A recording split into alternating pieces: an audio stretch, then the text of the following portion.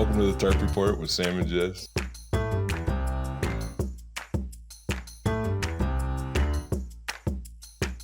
Hey! Good morning. Tarp Report with Sam and Jess. What's up? I am on an island of time. And yeah, you've got nothing but time. What the hell you mean an island of time?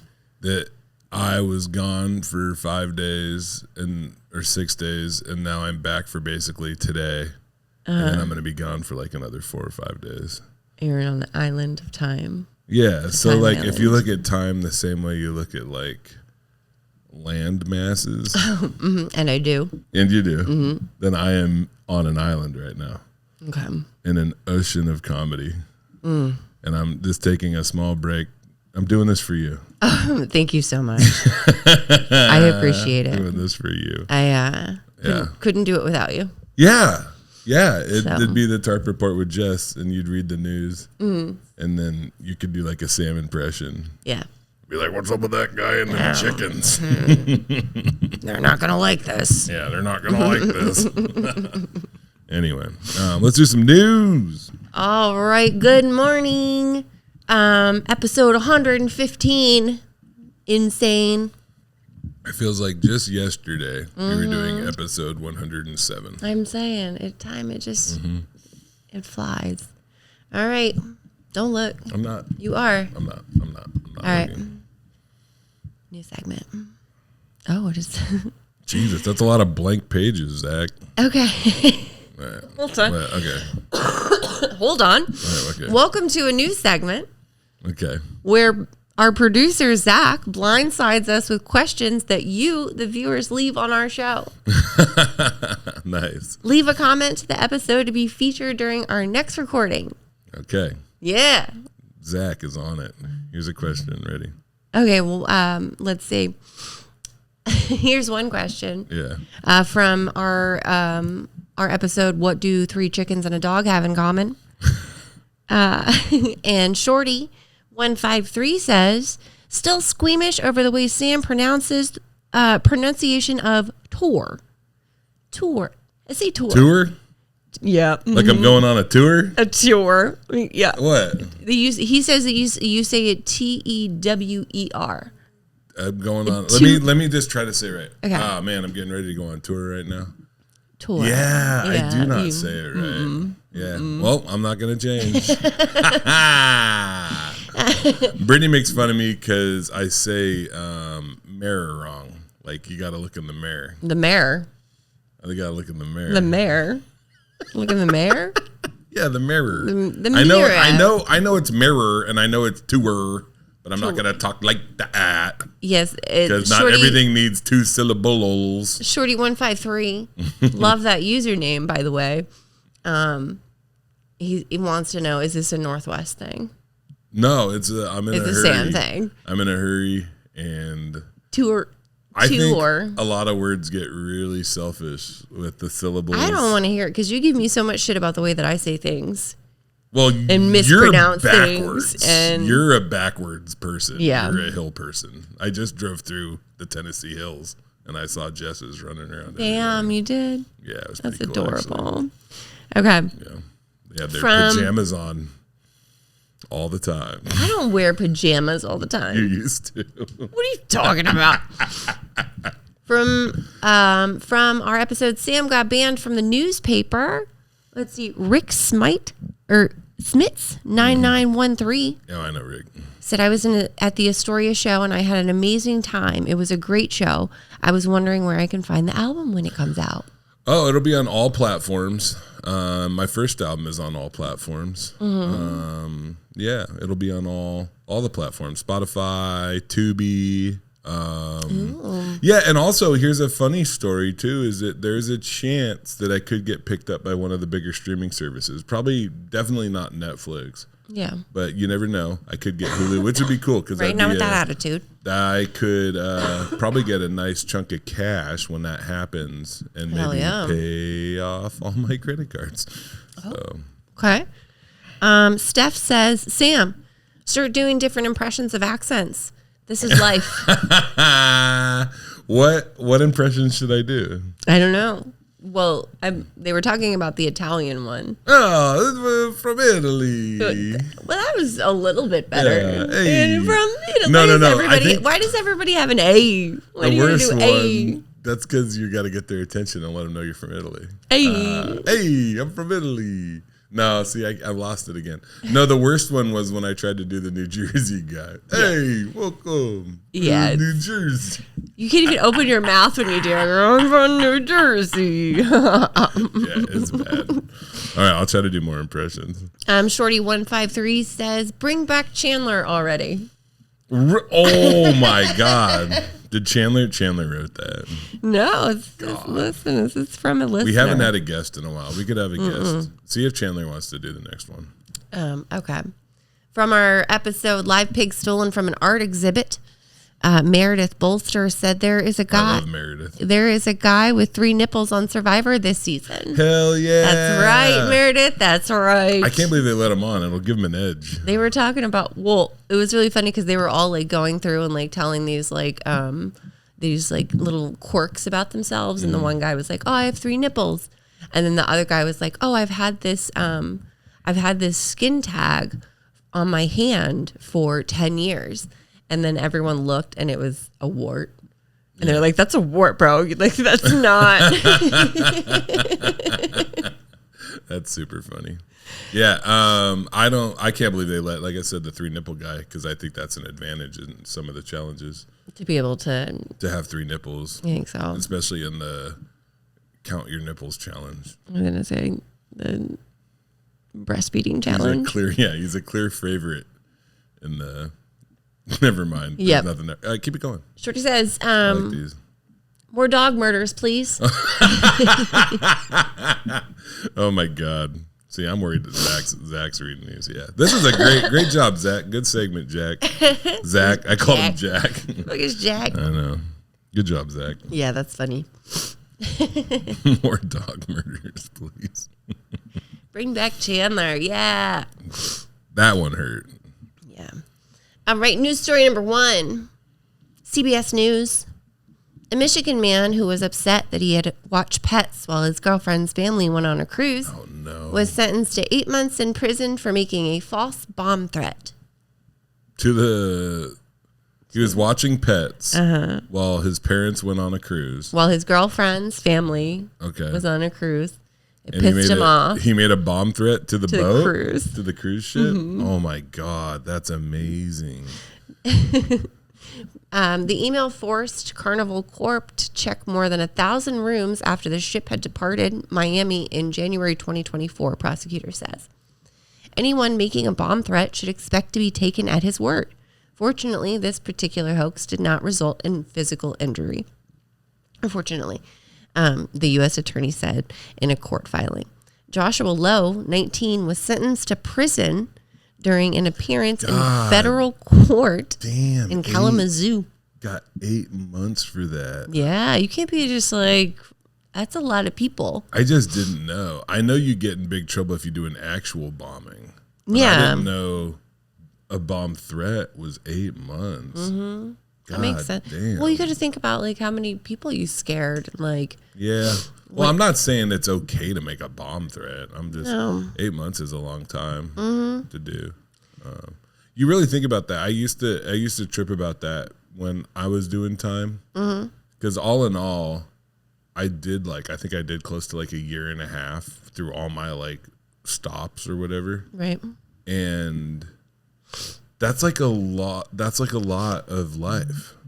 You know what I mean? Like, when you think about it, like percentage wise, like, especially when I was, it all happened before I was 21. So like, that's a lot of jail time. Yeah. You know? Yeah. You shouldn't have done that. Done what? All those things that got you in jail. No, that's not how that's supposed to go. Oh. I was finding myself. Yeah. I was on a journey of self-discovery.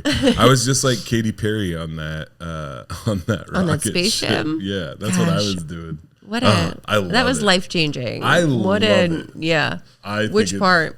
The whole thing, the whole idea, all 10 minutes to of inspire people. And they're just like, we're trying to inspire women. Yeah, and those stunning blue suits. Those were sexy. Yeah, and that's what I look for. You know what I'm pissed about? There wasn't any big women on there. Well, there's no big women on the rocket. They could have added an extra engine. Yeah. You know, got somebody up there. That's the thing. How come there's no fat astronauts? A fat astronaut? A fat astronaut. Don't be mad. You didn't no, it's genius. Fat astronauts are sick. And dude, they should have a whole. They could be their own space crew. That's what I'm saying. They should have their own crew of all fat guys. They should be like mission fat. Yeah. You know what I mean? And just see what happens, like how fat reacts in space. Yeah, they don't know. Like up just to like now, sending a monkey up there. Space has been like either skinny or like buff. There's like buff astronauts. A lot of them work out. Yeah, like Gail. Yeah, like Gail. But there's never been like we don't know. Astronaut. We don't know what happens. Like you know, what'd be wild is because it would like your fat would like. If you were weightless, it's like when you swim. And, it's like, and then it's like it disperses all over the place. Yeah. It'd be fun. They're probably worried about crumbs. I bet that's it. They were like, we were gonna do it, but we don't want to get crumbs in the keyboard. Crumbs in this. Let's see. FBI agents traced the emails addressed to Lowe, who was living with his girlfriend's family. Lowe admitted he sent the message because he was upset that the family went on the cruise. And it was an incognito, I bet. I just imagine that the email just was like Lowe's name, Joshua Lowe 19 at hotmail.com. Yeah. No, you can't do that. He had to have known better than that. He said he was upset that the family went on the cruise while leaving him behind to care for the pets. He apologized in a letter to the U.S. District Judge Paul Maloney. This is all my fault, and I take full responsibility. Yeah, dude. Nice. Yeah, that's a good way to do it, though. This is, we don't get that enough on the Tarp report. There's not enough personal responsibility. This is all my fault. Yeah. I shouldn't have called in the bomb threat to the cruise. Oh, man. I was inspired by Speed 2. Yeah. Which I've never seen. Right, but I imagine it's very similar to Speed 1. Yeah. Usually that's how sequels go. Yeah. They're usually like pretty added on. Everything's a sequel now. I hate that. I don't watch movies. I know you don't. That's so strange. I watched 2 movies. I watched the Bob Dylan, A Complete Unknown, which was really good. And then I watched Civil War again, which I am a fan of. Have you ever seen that movie, Civil War? You should watch that. What did I just say? And you think of all, like, I don't watch movies, and then you think the movie that I am going to watch is Civil War. It's not about the Civil War that happened. That's a very it would be very similar. Misleading, a very misleading title. Yeah. Brittany and my mom went on a cruise together, and I couldn't have been happier with not being on that cruise. I think me and the boys, we went and did I think they went on tour with me a little bit, and we just did our own thing. And I couldn't have been happier with having nothing to do with a cruise. It sounds terrible to me, especially when you see the advertisements and there are people around. But then when you actually see the videos of what it looks like, especially on Carnival, they put so many goddamn people on that boat. Yeah. And then imagine getting a bomb threat. Yeah. And it seems like the big thing to do is to drink. They also have a lot of casinos. I think that's the whole thing. Yeah. Is to drink. Because it's like unlimited or something. It sounds amazing. That does sound fun. Now, if I could drink, that would, okay. Now we're talking. I'd rather just drink. I'd rather not just on drink a boat? out by a bridge or something. I mean, yeah, but they have pools. Yeah. I never needed, if I could just get a 12-pack and a little bit of weed and some cigarettes, I'd be fine just out in the Scotch Room by the railroad tracks. Oh my God. Are you kidding? Yeah, it was. Yeah, great. put me on the side of the road. You know what I don't need anything. You know what I did one time? I don't know if I ever told you this story, but like, I used to drink in this Scotch broom. And if you're not from the Northwest, you don't know what Scotch broom is. It's just this invasive plant that's everywhere and has these yellow flowers. But anyway, they were building like a housing development, and all these houses were under construction. Mm-hmm. And I went into one of the houses, and I brought a 6-pack of Busch 16 ounces and my cigarettes. And I just sat in this unfinished house that they were building, and I just drank like 4 beers, like right out the gate, and then I decided I had to pee really bad, as you would, and I decided to start peeing in the cans to see how much pee would come out. Mm-hmm. If you could equal it out. Yeah. But it was just I got like 2 cans of pee, and then I sat down and like I kind of looked out the window. And I was like, I bet some kid's going to live in this room and he'll never know that I was in here drinking and peeing in cans. And it Probably not. Made me think about time. Right. Huh. Okay. Clip it. Ooh, interesting. What? Yeah, I wouldn't need anything if you gave me my cigarettes and... Yeah.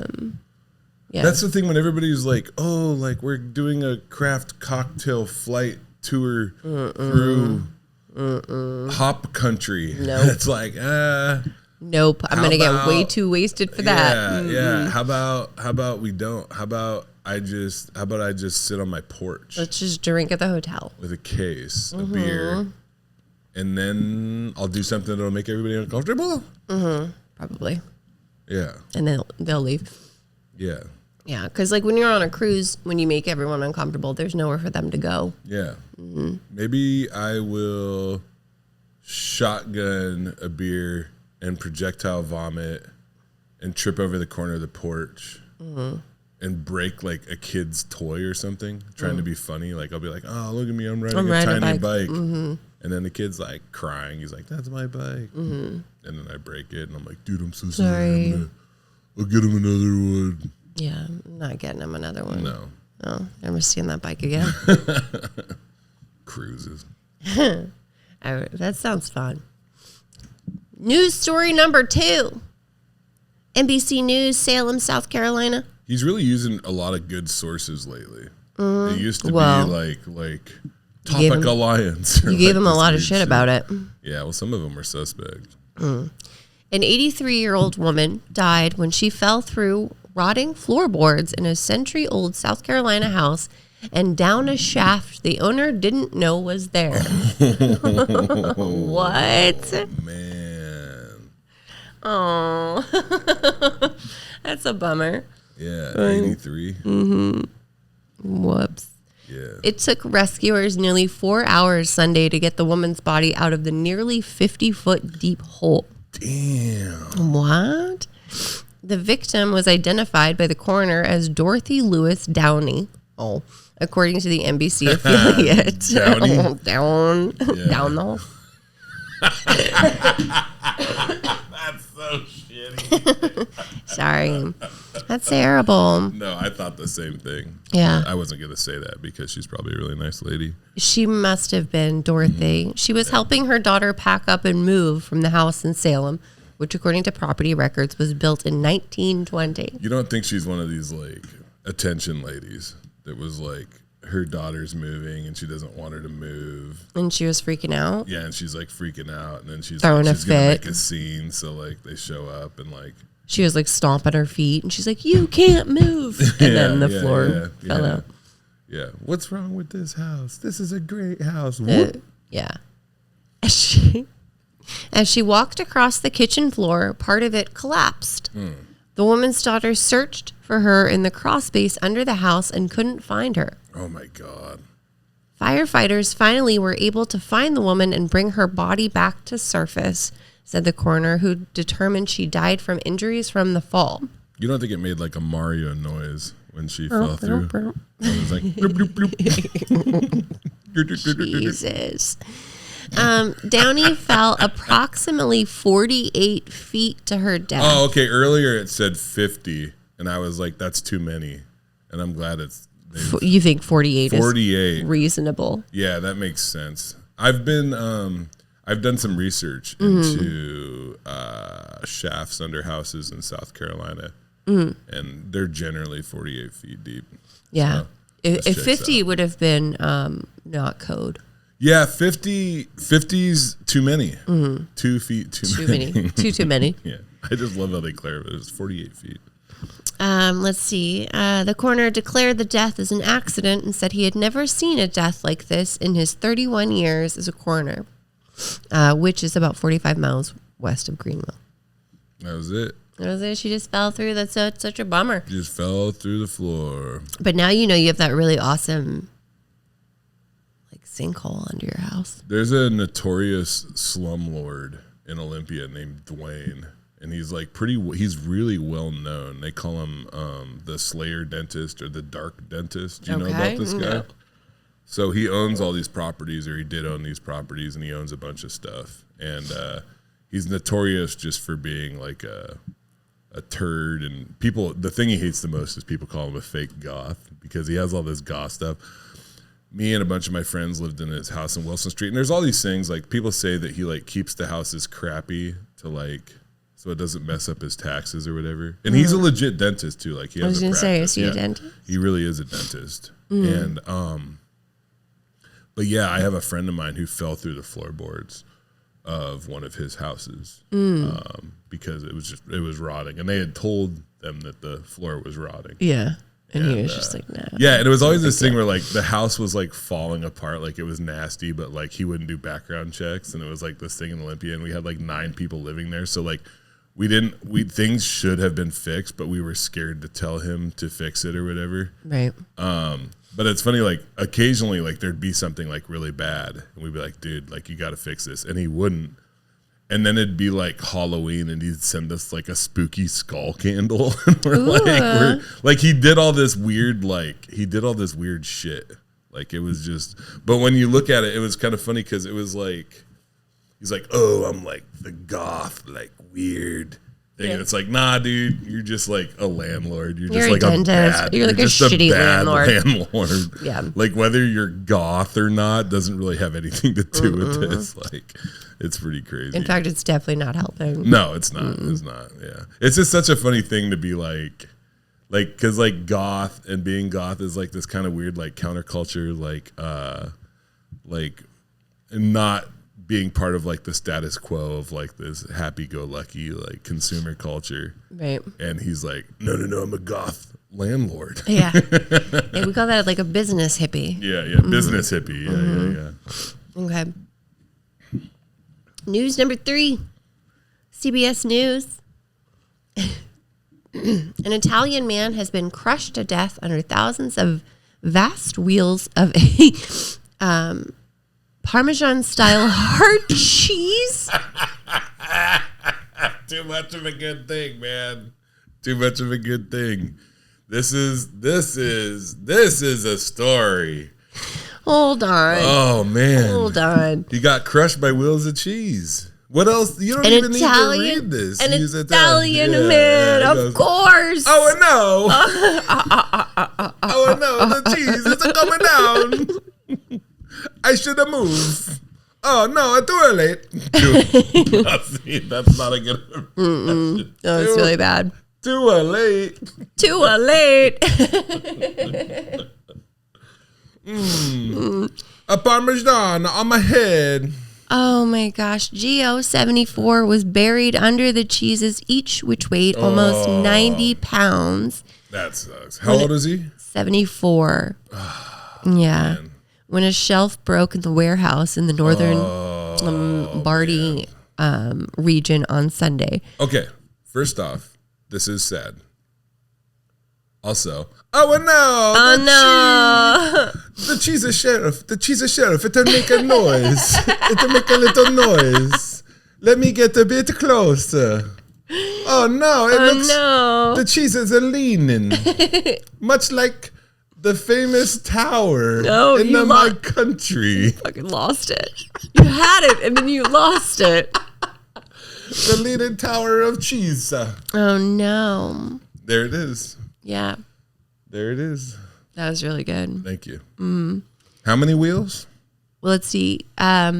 He was buried. Well, he is buried under the cheese. Each weighed about 90 pounds. I bet he's like, oh no, these are each weigh 90 pounds. Oh no!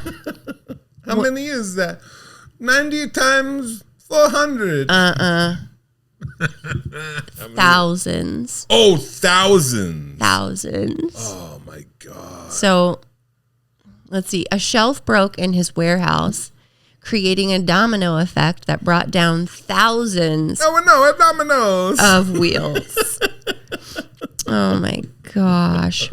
Rescuers had to move the cheeses and the shelves by hand. Oh my God. Adding that it took 12 hours to finally find him. I bet they, I hope, and I think that he would agree.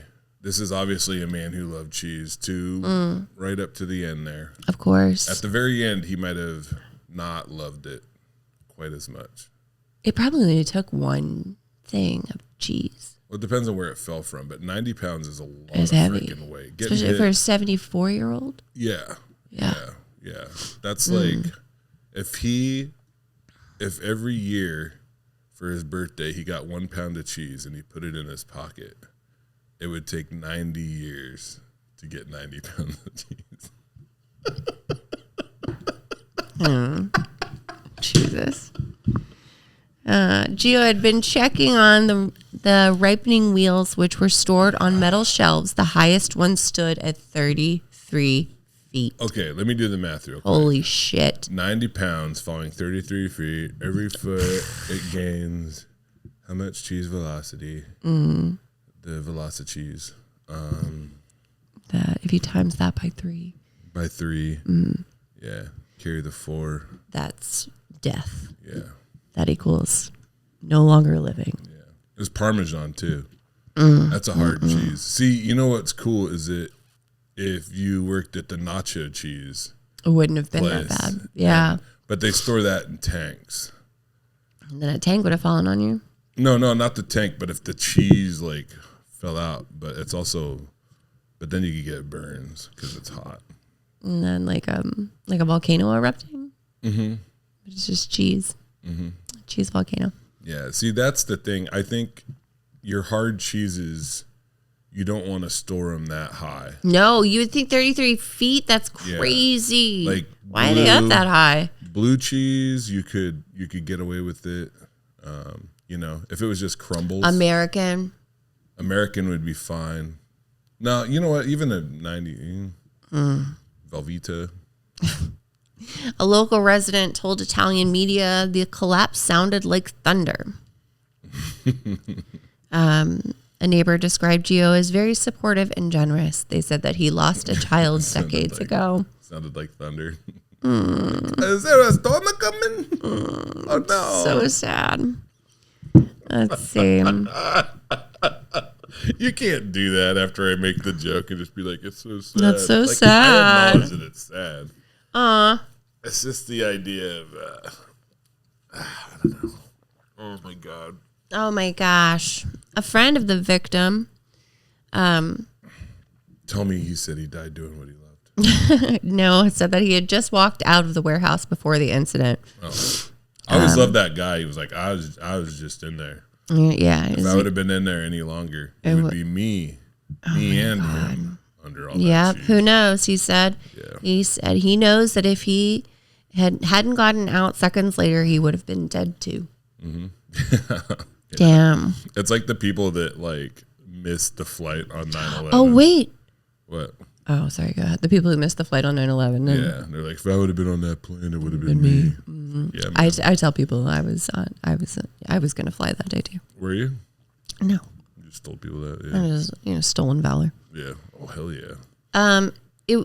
The person who was working with him. Well, you're fessing up to it now, so it's It just doesn't work. borrowed valor. Yeah. It was his son that was in the room with him. Oh. Yeah, dude, it's terrible. I feel bad for him, and yeah, I should. I'm sure I would have much preferred. I feel bad for him too. I would have Where he much didn't preferred die. a story where he was like, the cheese fell like right behind him. And he was like, oh, that was close. Oh, no. No, the cheeses are falling. Because this is the thing, is they have to, I bet, so you think about like how many, 1,090-pound wheels of Parmesan. At 33 feet high. So I bet they could save like 980 of those wheels. Yeah, I mean, they're not throwing them away. I don't think they did. But I bet the 20 pounds of cheese, it was like actually touching his body that like actually crushed him. And then the other cheese fell on top of that cheese. Yeah. Like that's what I'm sitting here wondering. Is it Have like, you eaten? How close to the body does the cheese have to be for you to get rid of the cheese? I think only the first one. The ones that were like touching him. Yeah. Do you think they're encased in something? Yeah, they have like, I think they have wax on them. They have plastic on them. They're fine. No, I don't think they do. I think they're encased in like wax. There's like, there's like the casing or whatever. Yeah. That's fine. I don't know though. I don't know. Yeah, I think you just get rid of the one that smashed him, and then if it has any guts or anything on it, get rid of that. Yeah, if it has any guts on it, like yeah, because I imagine it's weird like that much pressure, but like is it like I don't know what that does to a body. I would imagine he was just smashed. He just turned into mush. Yeah, yeah. But see, there's a thing though too, is that like depending on how the wheels sit, there could be like a tunnel. See, and that's the thing is some of the cheese might have been damaged I don't think too. there was a tunnel. Some of the cheese might have been damaged too, because if you're talking like the cheese at the bottom, under the weight of all that cheese, like not stacked on a rack. So Yeah, sounded like a thunderstorm. Yeah, that's crazy. Yeah, I don't want to be crushed by 90,000 pounds of cheese. No, I don't want to fall through the floor of my house. 48 feet. That's that could really happen to you. I don't want to go on a cruise. I want to drink in the woods. Yeah. Where I belong. Those were good, Zach. Good job, Zach. Nicely done. Yep, nicely done. Yeah. I flew back yesterday from Charlotte. The tour was good. It was a good tour. No, don't fucking do that. Please stop. Well, it's just so funny because like you've never been like the tour was terrible. No, I've done terrible tours. Well, I've done ones that were like there's good parts to them. I try not to like what do you call it? Catastrophize. I did that run down south with that horrible show in Panama City. Do you remember? Well, no, it wasn't Panama City. It was Gulfport. Yeah. Where I had like 6 people or whatever. Yeah. Yeah, like that shit happens. I've been on some bad ones. That should happen. Yeah. But not this time.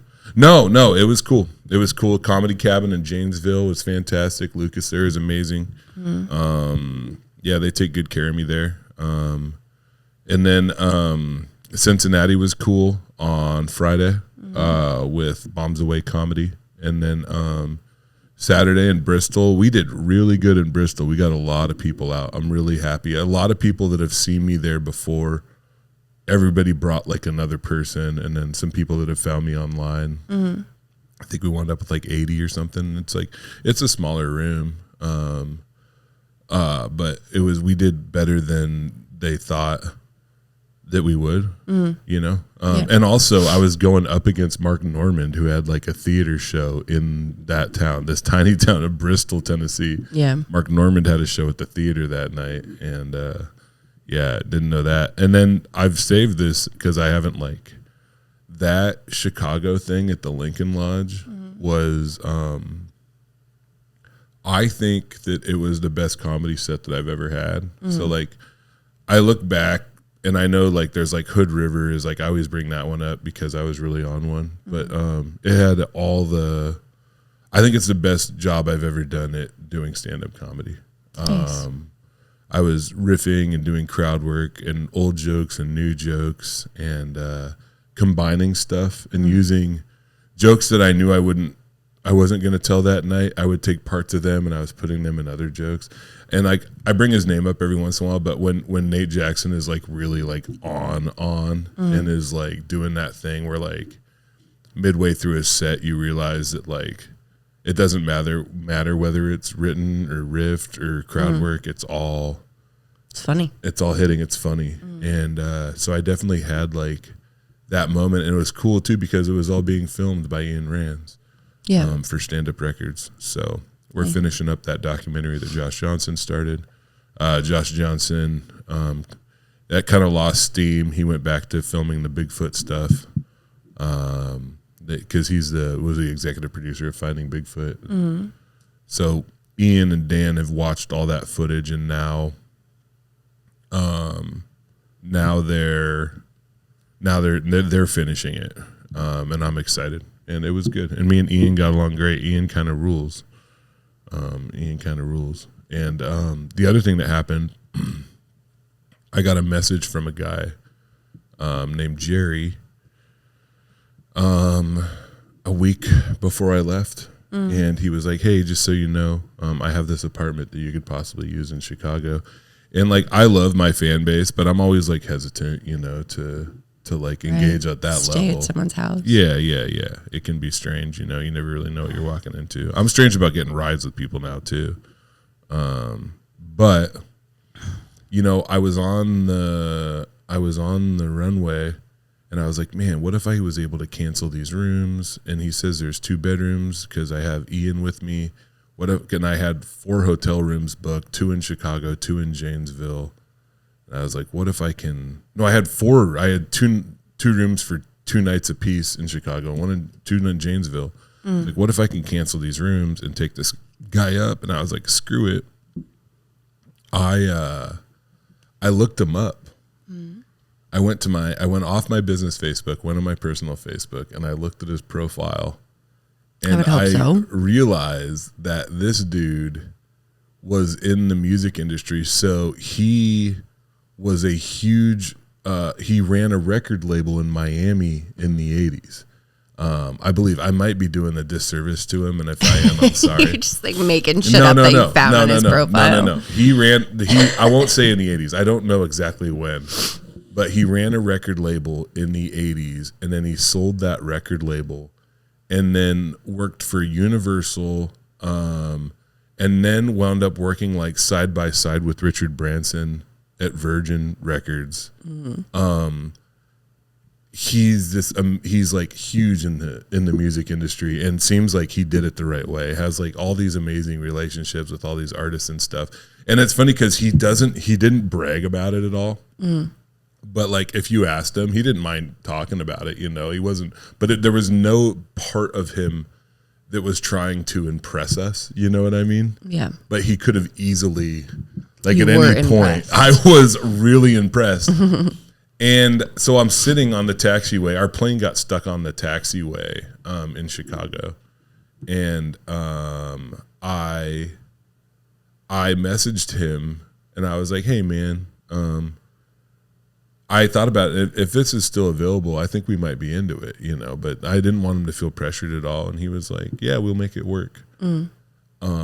Anyway, he said that he lived in the Hancock Building, which is, I think it's the 3rd or the 4th tallest in Chicago. At one point, I think it was the 2nd tallest. So the Sears Tower is the tallest, and then, but now it's called something else. Anyway, and it's not called the Hancock. It's called some other shit. Oh my God. It doesn't matter. Oh my God. Yeah. It's a huge building. Tell us the story. It's a huge building.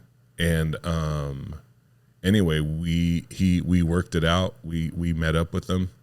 The first thing we did is we went to his apartment, where when you walked into the entryway, he has, I want to say like 30 gold and platinum records framed right there. Amazing art. He was on the 47th floor, I think, or something like that. Yeah. But the apartment belongs to his friend that me and Ian stayed in, and it was on the 81st floor. It's crazy. And he lets us go up. We go up there. We open the door, and it took me like an hour to be able to like put it into words. Like I was like, and I was trying to be cool when I was hanging out with Jerry. Like, oh yeah, like I wanted him to know how grateful I was to be able to stay there, because, but I was really struggling to put it into words. Right. Like I mean, it was just. it's the most. I've probably stayed in places that were more like opulent and fancy when I'm on the road. Like I work for people occasionally that are very wealthy, and I'm not saying Jerry, I don't know like what his money is. I don't know. Like he's doing fine, obviously, but like he doesn't seem to be somebody who's like wild rich or anything like that. But his friend's apartment was it was just beautiful. It was absolutely beautiful. And like I said, I've stayed in places that were like more opulent or whatever, but that is the most amazing view I've ever seen. Yeah. And I could see it from my bed. There was another window in my bedroom that looked out. I could see Lake Michigan, the Sears Tower. I could see Soldier Field from my room where the Bears play. It's crazy. Yeah. It was one of the coolest things that anybody's done for me. And then, not to mention that, me and Jerry became like, it took us a minute to kind of feel each other out a little bit, but we became fast friends. Like, he rules. Like, and my friend Kelly Hogan, who's an amazing singer. Right now, most of her gigs, she's like a backup singer for Mavis Staples. Yeah, so hanging out, and then Ian is filming me. We went to Janesville and Cincinnati. We got the car rigged up for interviews, and that was hard and a bit frustrating, but also really good. And working with Ian was a dream, and me and Ian got along really well. It was a great tour. It was just a great tour with like a lot of really cool things that happened. I did not clear much money at all. I don't know, but it was kind of one of these things where this one wasn't obviously about money. Because if it was, I'd be a little bit more upset. Yeah. The only thing that sucks is I'm having such a pain in the ass with Booking.com getting this Janesville room like refunded. I've gone back and forth with them a lot. And yeah, I think I might be done with booking stuff on Booking.com. Yeah. But that was that, man. It was amazing. So that's awesome. Yeah. That's really cool. Yeah, and I leave tomorrow for New York, and I'm gonna go do some promo for that here in a little bit. I have an idea for a video. Sweet. And it should be fun. So yeah. Awesome. I'm doing good too. Like I'm sad that I have to leave so quick, but also like I'm doing good. Yeah, you're fine. Yeah. Yeah. That's good. Me and Brittany are doing good. I'm gonna chaperone a date tonight. I know, you told me. With my oldest. That's really exciting. Yeah, it'll be fun. Sweet. We are 4 days. Oh my god. T-minus 4 days until grand opening. How's it looking there? Were you up there this weekend? I haven't been up in a couple of days. Okay. So I'm I haven't been up since the carpet's been put down. We have the tables. Dane and everybody spent yesterday putting tables together, and yeah, it's coming together. It's happening. Yeah, it's happening. Yeah,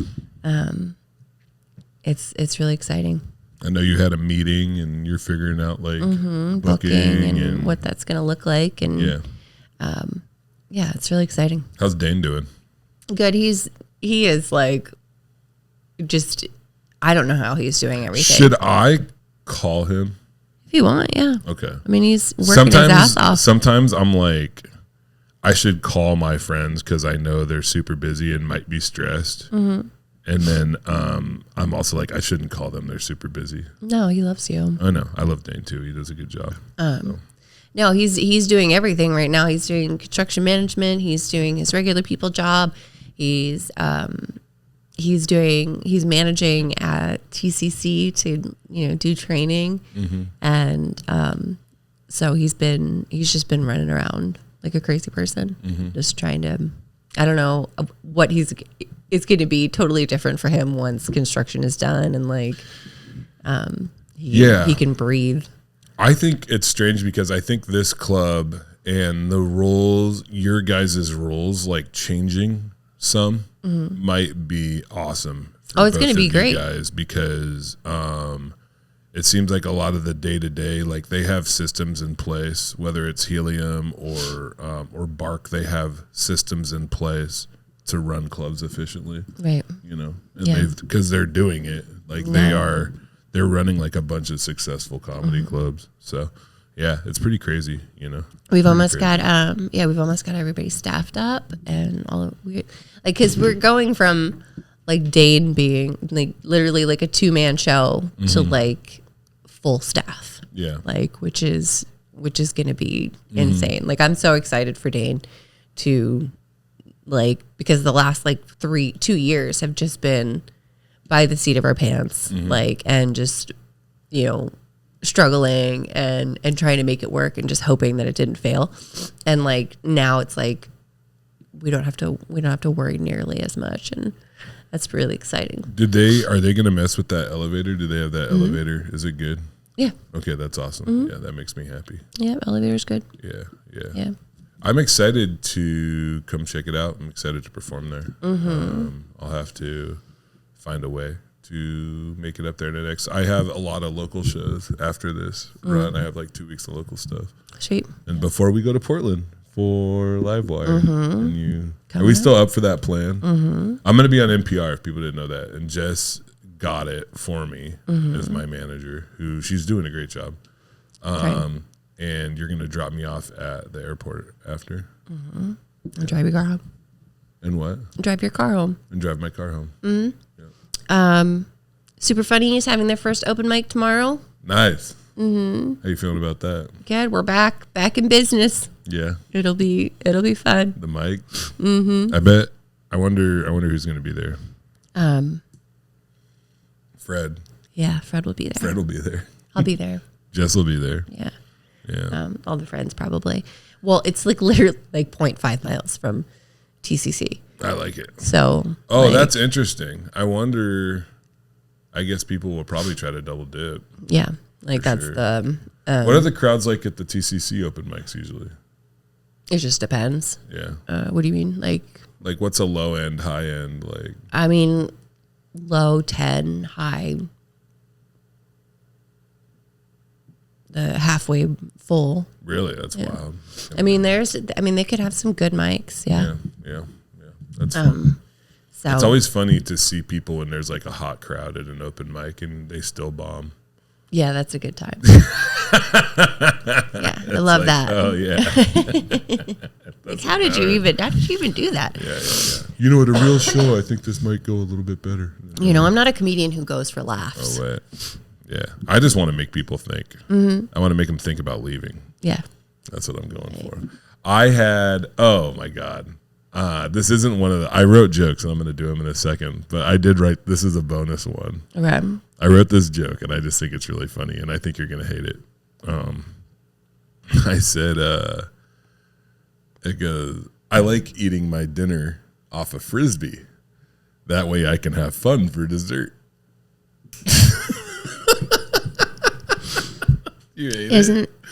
But wouldn't that be fun for dinner? Because you're eating it already? No. What is the... Doesn't make sense. No. Yeah. No. Doesn't. Yeah. Doesn't really make sense. No, it doesn't. Yeah. It doesn't. Okay, you ready for jokes? Uh-huh. Okay, cool. And then we have some business to take. We have a lot of stuff to do still. I know, it's good. Dude, these aren't good. Okay. Not good ones. Shit, it's already 10:05. Yeah, no. You're going to be late. All right. I have the information for the other thing, though. Joke number 1. Joke number 1. I can see myself living in Chicago someday. I could also see myself choking on one of those mini corn dogs at every 7-Eleven in Everett. No, did I write it like that? Well, it really took. Oh man, yeah. It was like, no, it shouldn't be that. I could see myself living in Chicago someday. I could also see myself choking on one of those mini corn dogs at a 7-Eleven in Everett. It's very specific. Yeah, see? You see what I'm saying, though? Yeah. Like, what's the point of making plans? Right. You're just going to die anyway. Joke number 2. I used to get boners every morning on the school bus because it was so bumpy. Maybe that's why I wound up having sex with so many hippies in old school buses. You think that's what it was? I doubt it. Do that. Ew. Shut up. It's a good joke. Joke number 3. It's not a good joke. You can't take your money with you when you die, but you can take it to a nicer hospital so you don't. That was pretty good. Okay, good. A lot of times it's the ones that I'm not happy with that you like the most. Yeah. Joke number 4. Tickle Me Elmo was a very popular toy. You remember Tickle Me Elmo? I do. Yeah. Unfortunately, Pee on Me Big Bird didn't really catch on. Can't imagine why. I know. What a fun idea. Hot toy. Anyway. All right. Thank you for watching the Tarp Report with Sam and Jess. Yeah. I hope all your dreams come true. Mm-hmm. And I want to say this to everybody listening. Life's not a race, okay? Life's not a race. There's no finish line that you should be running towards. And the starting gun, we can't even hear because we're babies. Right. And, well, we might have heard it, but we don't remember it because we can't remember stuff when we're babies. What I'm trying to say is that right now in your neighborhood, there's other people that are confused too as to what life's about. And you should talk to them. Yeah. And just go up to people, just go up to strangers and be like, did you vote for Trump? And if No. Don't listen to this. Go up to strangers and be like, what are we doing, man? What's happening? Like, what's happening, dude? Like, I'm really worried. And they're worried too. Yeah. And then you form those connections. And then maybe we're not so alone. Maybe the finish line is all around us. Maybe the finish line is a smile. Oh, maybe the finish line was the friends we made along the way. Thank you for listening to the Tarp Report with Sam and Jess. Bye. My mother was a bit of a whore. Oh my. Nah, whatever. Yeah. And like I put my hand in her armpit, which was so weird. I should probably get out of here. What is it? Oh my gosh! Oh, I've got a roll shirt, and I gotta go. Sam always acts like rolling shirts. Oh, he's from New Jersey. No, Deborah. I'm perfect. Just the way you are. I'm perfect. Mm-hmm. And I'm doing good at podcasting. You're doing great at podcasting. Look at you. Yeah. Podcasting. What makes you like hot wieners so much? Listen. It used to be my favorite treat